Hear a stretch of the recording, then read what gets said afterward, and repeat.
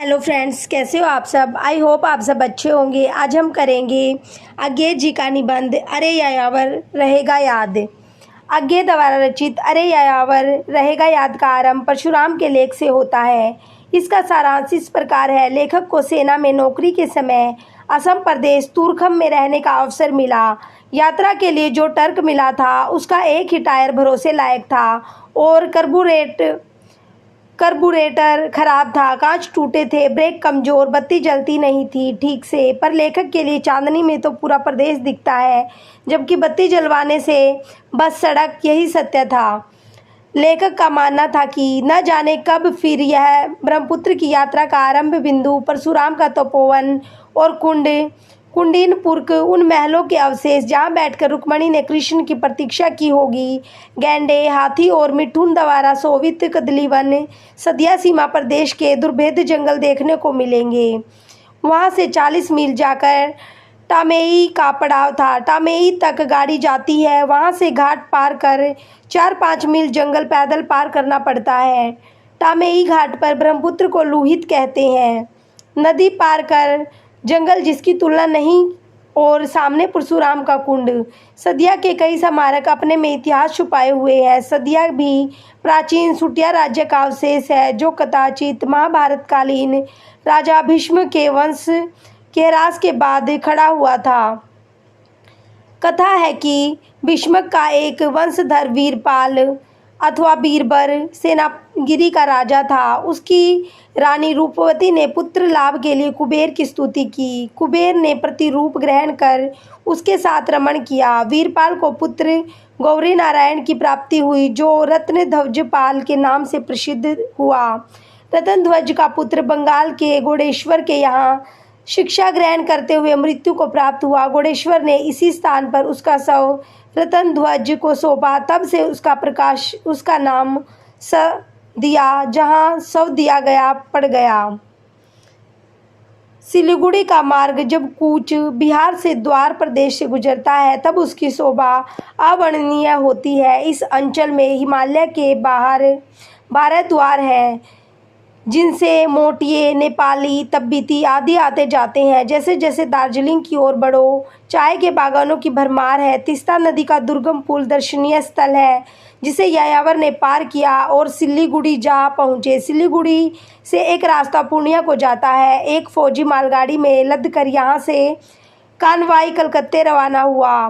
बैरकपुर पहुंचकर ट्रक रेलगाड़ी से उतारे गए। वहीं 5 मील दूर कैंप में रात कटी। प्रातःकाल चलकर विलिंगड ब्रिज द्वारा हुगली नदी पार करके वर्धमान होते हुए आसनसोल पहुंच गए। यहीं रात कटी। कैंप में कानपुर स्टेशन पर भोजन किया। आगरा होते हुए जाना था। बाहरी फाटक से ही ताज को झांककर देखते हुए मियां नज़ीर उपेक्षित करने देखी। कारवा, पानीपत, कुरुक्षेत्र, अंबाला होते हुए जालंधर पहुंच गया। लेखक को सीमा प्रदेश के दौरे करने का आदेश मिला और लेखक अमृतसर गोविंदगढ़ किला होते हुए गुजरावाला पहुंचा, जो महाराजा रणजीत सिंह का जन्म स्थान है, जहां से सिलायकोट और फिर गुजरात में रैन बसेरा होगा। दिन भर की दौड़ में लेखक ने पंचनद में से 3 नदियां पार कर ली थी, व्यास, रावी और चिनाब।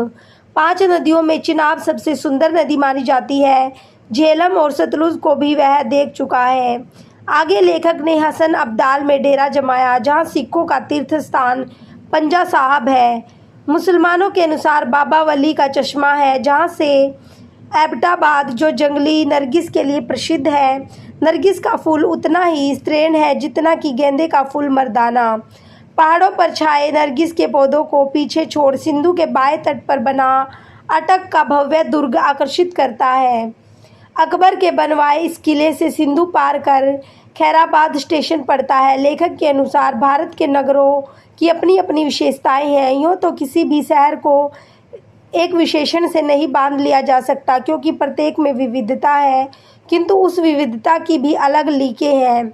यथा जोधपुर में रंगों की विविधता उसे विशिष्ट करती है। श्रीनगर में गंधों की विविधता सहस्त्र गंध नगरी। लाहौर में गंदगी की, इस विषय में कलकत्ते को प्रतियोगी मान ले तो फैशन की, इत्यादि। पेशावर अपने बाजारों के लिए प्रसिद्ध है। पेशावर से चलने पर लेखक का कुनबा बढ़ गया। एंटोन तो था ही, चित्रकार केवल कृष्ण और पत्नी देवयानी भी साथ थी। इस्लामिया कॉलेज के सामने सीधी सड़क पर सामने खैबर की पहाड़ियाँ थी। पहाड़ की श्रृंखला के आर पार रास्ते को दृश्य कहते हैं और खैबर दर्रा उपयुक्त नाम है। खैबर की सड़क कोटों और दुर्गों से पटी हुई है। जबरूद के बाद फोर्ट मोड, सगई और अली मस्जिद के किले और बड़ी बड़ी छावनी लंडी खाने से पहले पथ के उत्तर को मिचनी कड़ाव का किला पड़ता है। मिचनी कंडाव से आगे का मार्ग दूर तक खुला, जिसमें तुरमक का टीला ही थोड़ा अवरोध करता है। भारत का सीमांत यात्रियों को यहाँ से आगे जाने की आज्ञा नहीं। लेखक लाहौर से प्रारंभ कर रावलपिंडी, कोमरी, दुमेल होता हुआ कश्मीर पहुँचा। श्रीनगर पहुंचकर अनुभव किया कि अब यहाँ आने पर पहले जैसा उत्साह न था। गुरु दंपति लेखक के साथ है, जिसमें पत्नी को गुरु की विशेष चिंता हो रही है। लेखक ने भौतिक विज्ञान के प्रोफेसर ईसाई धर्म के अनुयायी थे, पर उन्होंने कभी धर्म सिद्धांतों की बात कही हो ऐसा लेखक को याद नहीं। सर्वदा प्रयोगशाला में, यंत्रशाला में कुछ बनाने वाले गुरुजी कई वर्षों से डॉक्टर क्रॉम्पटन, नोबेल पुरस्कार विजेता के साथ कॉस्मिक किरणों पर शोध कर रहे थे। इस बार क्रॉम्पटन अमेरिका में ऊंचे तल पर वायुमंडल में माप ले रहे थे गुब्बारे के द्वारा, और पानी की गहराइयों में माप लेने का काम लेखक के गुरुजी का था। वैज्ञानिक अभियान के लिए बहुत सी व्यवस्थाएं करनी पड़ती है। कौसरनाग तक जाने के लिए सुपिया तक सड़क है, पुल सब कच्चे हैं, उन पर मोटर चलाने का परमिट लेना होगा। श्रीनगर के गवर्नर से मिलना होगा। पूरा दल, जिसमें लेखक, उनके गुरु के अतिरिक्त 2 और लोग थे, एक रसायन शास्त्र के प्रोफेसर और दूसरे उनके भतीजे छोटे जोशी जी। दल में 5वां व्यक्ति था खान सामा रहमत, जो पहाड़ी अभियानों का अनुभव प्राप्त कर चुका था। जुलाई के दूसरे सप्ताह के दिन प्रातः काल सब श्रीनगर से जम्मू की सड़क पकड़ निकल गए।